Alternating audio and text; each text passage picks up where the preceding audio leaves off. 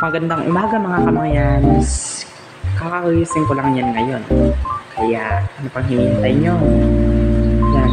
So for today's video, naghilamas muna ako ng mukha. Then nag-toothbrush na rin ako para fresh naman kapag gumala tayo, di ba? Yun na nga. So hindi ko napapatagalin pa, kaya mag-timelapse na tayo.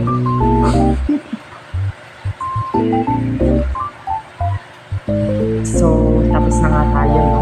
Yan, tulala ang person. Gustong gumala, kaya lang naulan. Pero, go lang yan. Kaya, ano pang hinihintay nyo? Mga Kamangyan's Vlog, samahan nyo na po. For today's video mga kamangyan's, tara, magkala tayo. Let's go! A few minutes later! So, andito na nga tayo sa tabing dagat. At, yun na nga, hindi naman ganito kalalim at hindi din naman kalalaki ang alon. Kumbaga, cutting. At parang gusto ko magbasa lamang ng paa. For today's video, itatry natin magbasa ng paa. Kaya ano bang hinihintay nyo? Tara na! Let's go! So, itinaas ko na nga dito ang aking pants at magbabasa na tayo ng paa. Yan. So,